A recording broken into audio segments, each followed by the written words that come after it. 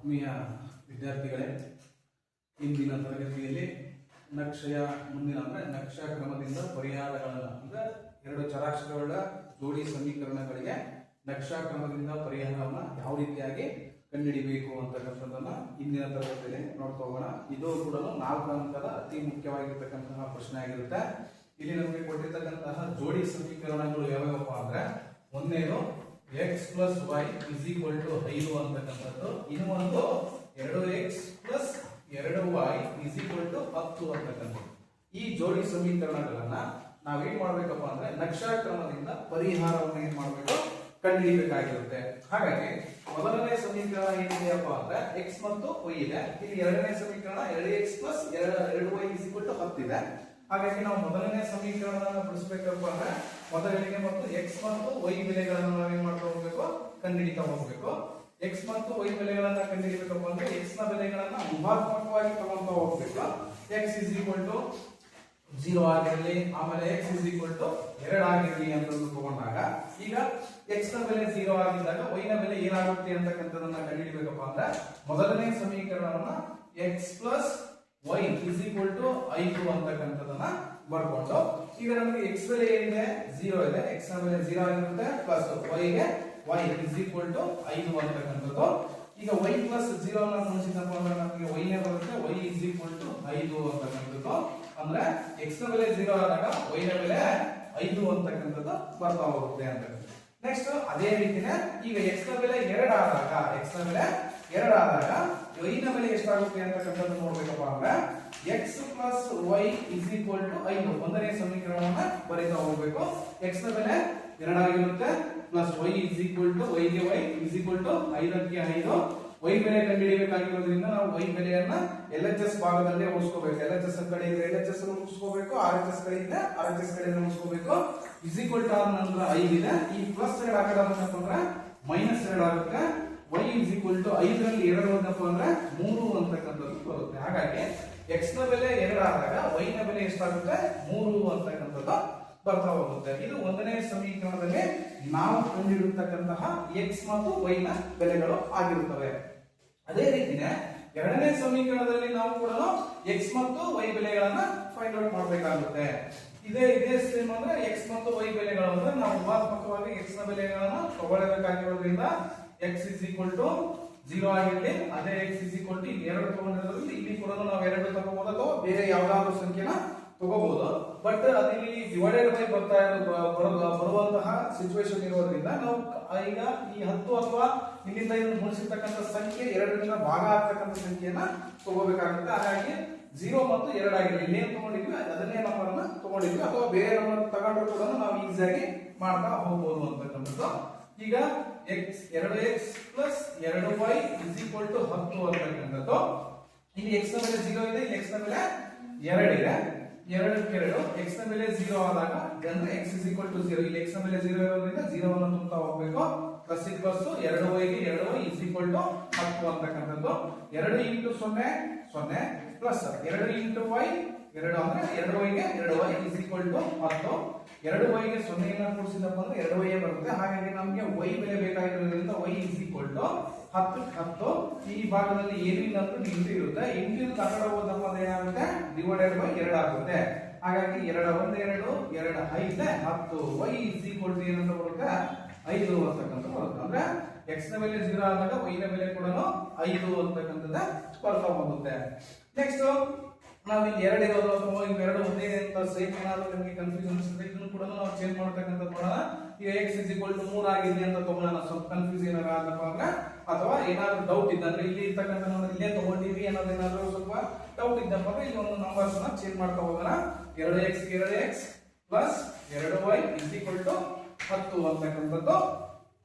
ಈಗ 2x 2 ಗೆ 2 x ಅಂದ್ರೆ 3 ಅಂತಕ್ಕಂಥದ್ದು, ಪ್ಲಸ್ ಪ್ಲಸ್ 2y ಗೆ 2y is equal to 10, 3 2 6 ಅಂತಕ್ಕಂಥದ್ದು, ಪ್ಲಸ್ 2y ಗೆ 2y is equal to 10 ಅಂತಕ್ಕಂಥದ್ದು. ಈಗ 2y ಗೆ 2y ಅನ್ನು ಇಲ್ಲೇ ಉಳಿಸ್ಕೊಂಡು 10 ಕ್ಕೆ 10 ಬರೀಬೇಕು. ಈ ಪ್ಲಸ್ 6 ಆ ಕಡೆ ಹೋದಪ್ಪ ಅಂದ್ರೆ ಮೈನಸ್ 6 ಆಗುತ್ತೆ. ನಮಗೆ ಬೇಕಾಗಿರೋದು 2y, ಅದ್ರ ಜೊತೆಗೆ ಒಂದು ಸಂಖ್ಯೆ ಅಂದ್ರೆ ಕಾನ್ಸ್ಟೆಂಟ್ ನಂಬರ್ ಇರೋದ್ರಿಂದ ಫಸ್ಟ್ ಸಂಖ್ಯೆನ ಕಡೆ ತಗೊಂಡು ಹೋದಾಗ ಪ್ಲಸ್ 10 ಮೈನಸ್ 6 ಆಗುತ್ತೆ. 2y ಇಸ್ ಈಕ್ವಲ್ ಟು 10ರಲ್ಲಿ 6 ಏನಪ್ಪ ಅಂದ್ರೆ ನಮಗೆ 4 ಬರುತ್ತೆ. ಅಂದ್ರೆ ಒಂದು ಪ್ಲಸ್ ಒಂದು ಮೈನಸ್ ಇದ್ದಾಗ ನಾವು ಸಂಖ್ಯೆಗಳನ್ನ ಕಳಿಬೇಕಾಗುತ್ತೆ. ಹಾಗಾಗಿ 10ರಲ್ಲಿ -6 ಏನಪ್ಪ ಅಂದ್ರೆ +4. ಈಗ ನಮಗೆ y ಇಸ್ ಈಕ್ವಲ್ ಟು 4 ಇಲ್ಲಿ ಏನಿಲ್ಲ ಅಂದ್ರೆ ಇಂಟಿರುತ್ತೆ, ಇಂಟಿದ್ದು ಕಡೆ ಬಂದಪ್ಪ ಅಂದ್ರೆ ಡಿವೈಡೆಡ್ ಬೈ ಆಗುತ್ತೆ. 2 ಒಂದೇ 2 2 ಅಂತಕ್ಕಂಥದ್ದು y ಇಸ್ ಈಕ್ವಲ್ ಟು 2 ಅಂತಕ್ಕಂಥ ಒಂದು ಆನ್ಸರ್ ಬರ್ತಾ ಹೋಗುತ್ತೆ. ಹಾಗಾಗಿ x ನ ಬೆಲೆ 3 ಆದಾಗ y ನ ಬೆಲೆ ಏನಾಗುತ್ತೆ 2 ಅಂತಕ್ಕಂಥದ್ದು ಬರುತ್ತೆ. ಈಗ ನಾವು ಈ ಎರಡು ಜೋಡಿ ಸಮೀಕರಣಗಳಿಂದ x ನ ಬೆಲೆ ಮತ್ತು y ನ ಬೆಲೆ, ಈ ಸಮೀಕರಣದಲ್ಲಿ x ಮತ್ತು y ಬೆಲೆಗಳ ದತ್ತಾಂಶಗಳನ್ನು ಅಥವಾ x ಮತ್ತು y ಬೆಲೆಗಳನ್ನ ನಾವೇನ್ ಮಾಡ್ಕೊಂಡ್ವಿ ಕಂಡುಹಿಡಿದುಕೊಂಡಾದ್ಮೇಲೆ ನೆಕ್ಸ್ಟ್ ನಾವು ಮಾಡಬೇಕಾಗಿರ್ತಕ್ಕಂಥ ಕೆಲಸ ಏನಪ್ಪಾ ಅಂದ್ರೆ ಗ್ರಾಫ್ ಪೇಪರ್ ನಲ್ಲಿ ಈ x ಮತ್ತು y ಬೆಲೆಗಳನ್ನ ಗುರುತಿಸ್ತಾ ಹೋಗ್ಬೇಕು ಅಂತಕ್ಕಂಥದ್ದು. ಇದನ್ನ ಗುರುತಿಸಬೇಕಪ್ಪ ಅಂದ್ರೆ ಮೊದಲಿನ ಸಮೀಕರಣದಲ್ಲಿ ಯಾವ ಯಾವ x ಮತ್ತು y ಬೆಲೆಗಳಿದಾವೆ ಅಂತ ನೋಡ್ಕೋಬೇಕು. x ನ ಬೆಲೆ 0 ಆಗಿತ್ತು, y ನ ಬೆಲೆ 5 ಆಗಿದೆ. ಯಾವಾಗಲೂ x ಅನ್ನ ಗುರುತಿಸಬಾರ್ದು, y ಅನ್ನ ಗುರುತಿಸಬಾರ್ದು. x y ಅನ್ನು ಈ ರೀತಿಯಾಗಿ ಮಾಡ್ಕೊಂಡು ಹೋಗ್ಬೇಕು. x ನ ಬೆಲೆ 0 ಇದೆ, y ನ ಬೆಲೆ 5 ಇದೆ. ಅಂದ್ರೆ x ನ ಸಹಗುಣಕ ಅಂದ್ರೆ ಅಡ್ಡಲಾಗಿರ್ತಕ್ಕಂಥ ನಕ್ಷೆಯನ್ನ x ಅಂತ ಕರೀತೀವಿ, ಉದ್ದವಾಗಿರ್ತಕ್ಕಂಥ ನಕ್ಷೆಯನ್ನ y ಅಂತ ಕರಿತಾ ಹೋಗ್ತೀವಿ. ಇಲ್ಲಿ x ನ ಬೆಲೆ 0 ಅಂದ್ರೆ ಇಲ್ಲಿಂದ ಸ್ಟಾರ್ಟ್, ಇದು 0 ಇರುತ್ತೆ, ಇಲ್ಲಿ ಏನು ಪಾಯಿಂಟ್ ಔಟ್ ಮಾಡೋ ಅವಶ್ಯಕತೆ ಇಲ್ಲ. ನೆಕ್ಸ್ಟ್ y ನ ಬೆಲೆ 5 ಆದಾಗ ಎಂತ ಆಯಿತು +5. y ಏನಪ್ಪ ಅಂದ್ರೆ ಇಲ್ಲಿದೆ +5 ಅನ್ನು ನಾವು ಇಲ್ಲಿ ಗ್ರೂಪ್ ಮಾಡ್ತಾ ಹೋಗ್ಬೋದು. ಅಂದ್ರೆ ಇದು +5 ಅಂದ್ರೆ ಇಲ್ಲಿ 0 ಇರುತ್ತೆ, ಇಲ್ಲಿ +5 ಅಂತಕ್ಕಂಥದ್ದು. ಈಗ ಒಂದಾಯ್ತು. ನೆಕ್ಸ್ಟ್ x ನ ಬೆಲೆ 2 ಎಂತ 2 ಅಂದ್ರೆ +2, y ನ ಬೆಲೆ +3. x ಅಕ್ಷದ ಮೇಲೆ ನಾವು +2 ಅನ್ನ ಗುರುತು ಮಾಡಬೇಕು. ಓಕೆ, +2 ಇಲ್ಲಿದೆ. ನೆಕ್ಸ್ಟ್ ಅದೇ ರೀತಿ y ನ ಬೆಲೆ +3 ಅಂತಕ್ಕಂಥದ್ದು. ಈ ರೀತಿಯಾಗಿ ನಾವು ನೀಟಾಗಿ ಗುರುತು ಮಾಡಿದ್ರೆ ಈ ಪಾಯಿಂಟ್ ಅನ್ನ ಗುರುತು ಮಾಡಿದಾಗ ಇದೇ ಒಂದು ಬಿಂದು ಹಿಂಗ್ ನೋಡಿದ್ರೆ y ನ ಮೇಲೆ +3 ಅನ್ನ ತೋರಿಸಬೇಕು. ಇದೇ ಬಿಂದು ಈ ರೀತಿ ನೋಡಿದ್ರೆ +2 ಅನ್ನ x ಅಕ್ಷದ ಮೇಲೆ ತೋರಿಸಬೇಕಾಗುತ್ತೆ. ಹಾಗಾಗಿ ಈಗ ಇನ್ನೊಂದು ಬಿಂದು ಇರೋದ್ರಿಂದ ಇದನ್ನ ನಾವೇನ್ ಮಾಡಬೇಕು, ನೇರವಾಗಿ ಸ್ಕೇಲಿನ ಸಹಾಯದಿಂದ ಈ ರೀತಿಯಾಗಿ ಸೇರಿಸ್ತಾ ಹೋಗ್ಬೇಕು. ಇದು ಯಾವ ನಕ್ಷೆಯಪ್ಪ ಅಂದ್ರೆ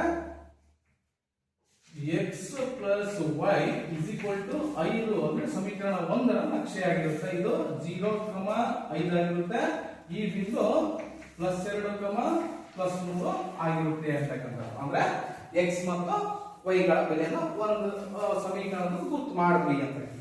ನೆಕ್ಸ್ಟ್ ಅದೇ ರೀತಿನೇ ಎರಡನೇ ಸಮೀಕರಣದ x ಮತ್ತು y ನ ಬೆಲೆಗಳನ್ನು ನಾವು ಗುರುತು ಮಾಡಬೇಕು. ಅದೇ ರೀತಿನೇ x ನ ಬೆಲೆ 0, y ನ ಬೆಲೆ 5. ಅಂದ್ರೆ y ಅಕ್ಷದ ಮೇಲೆ 5 ಇರಬೇಕು, x ಅಕ್ಷದ ಮೇಲೆ 0 ಇರಬೇಕು. x ಅಕ್ಷದ ಮೇಲೆ 0 ಅಂದ್ರೆ ಇಲ್ಲಿ ಬರುತ್ತೆ, y ಅಕ್ಷದ ಮೇಲೆ 5 ಅಂತ ಬಂದ್ರೆ ಇಲ್ಲೇ ಬರುತ್ತೆ. ಮೊದಲಿಗೆ ಏನು ಗುರುತು ಮಾಡಿದ್ವಲ್ಲ ಇಲ್ಲೇ ಬರುತ್ತೆ 0, 5 ಅಂತಕ್ಕಂಥದ್ದು. ನೆಕ್ಸ್ಟ್ x ಅಕ್ಷದ ಮೇಲೆ +3 ಅಂತಕ್ಕಂಥದ್ದು ಬರುತ್ತೆ, y ಅಕ್ಷದ ಮೇಲೆ +2. x ಅಕ್ಷದ ಮೇಲೆ +3 ಅಂತಪ್ಪ ಅಂದ್ರೆ x ಅಕ್ಷದ ಮೇಲೆ +3 ಅಂತಕ್ಕಂಥದ್ದು ಇಲ್ಲಿದೆ, ನಾವು ಇಲ್ಲಿ ಗುರುತು ಮಾಡಬಾರ್ದು.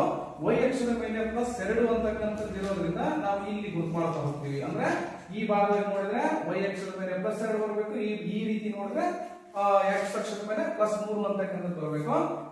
ಈಗ ಇಲ್ಲಿಂದ ಮತ್ತೆ ಇದರ ಮೇಲೆ ಈ ರೀತಿಯಾಗಿ ನಾವು ರೇಖೆಯನ್ನ ಎಳೆದಾಗ ಈ ರೀತಿಯಾಗಿರ್ತಕ್ಕಂಥ ಒಂದು ರೇಖೆ ಬರುತ್ತೆ. ಇದು +3 ಮತ್ತು +2 ಅಂತಕ್ಕಂಥದ್ದು.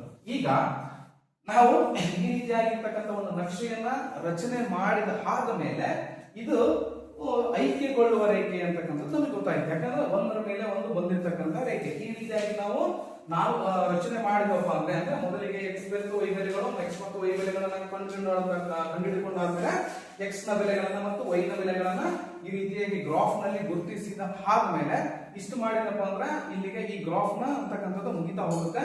ಅದಕ್ಕಿಂತ ಮುಂಚಿತವಾಗಿ ಗ್ರಾಫ್ ನಲ್ಲಿ ಇಲ್ಲಿ ಪ್ರಮಾಣ ಅಥವಾ ಸ್ಕೇಲ್ ಅಂತ ಬರೀಬೇಕಾಗುತ್ತೆ. y x ಅಕ್ಷ 1 ಸೆಂಟಿಮೀಟರ್ = 1 ಮೂಲಮಾನ, y ಅಕ್ಷ 1 ಸೆಂಟಿಮೀಟರ್ = 1 ಮೂಲಮಾನ ಅಂತ ಬರಿತಾ ಹೋಗಿ ನಂತರ x ಮತ್ತು y ಬೆಲೆಗಳನ್ನ ನಾವು ಈಸಿಯಾಗಿ ಈ ರೀತಿಯಾಗಿ ಗುರುತು ಮಾಡಿದಪ್ಪ ಅಂದ್ರೆ ನಮಗೆ 4 ಅಂಕಗಳಿಗೆ 4 ಅಂಕಗಳನ್ನ ಈಸಿಯಾಗಿ ನಾವು ಪರೀಕ್ಷೆಯಲ್ಲಿ ಏನ್ ಮಾಡ್ಕೊಂಡು ಹೋಗ್ಬೋದಪ್ಪ ಅಂದ್ರೆ ಪಡ್ಕೊಂತ ಹೋಗ್ಬೋದು ಅಂತಕ್ಕಂಥದ್ದು. ಈ ರೀತಿಯ ಮತ್ತಿತರ ಲೆಕ್ಕಗಳನ್ನ ನೀವು ನೋಡ್ಬೇಕಪ್ಪ ಅಂದ್ರೆ ನಮ್ಮ ಯೂಟ್ಯೂಬ್ ಚಾನಲ್ ಆಗಿರ್ತಕ್ಕಂತಹ Kalleshwara maths class with Mallikarjun ಅಂತಕ್ಕಂಥ ಒಂದು ಚಾನಲ್ ಅನ್ನ ನೋಡಿ ಅದರಲ್ಲಿರ್ತಕ್ಕಂಥ ಎಲ್ಲಾ ಲೆಕ್ಕಗಳನ್ನ ತಿಳಿದುಕೊಳ್ಳಿ ಅಂತಕ್ಕಂಥದ್ದನ್ನ ಹೇಳ್ತಾ ಹೋಗ್ತೀನಿ. ಧನ್ಯವಾದಗಳು.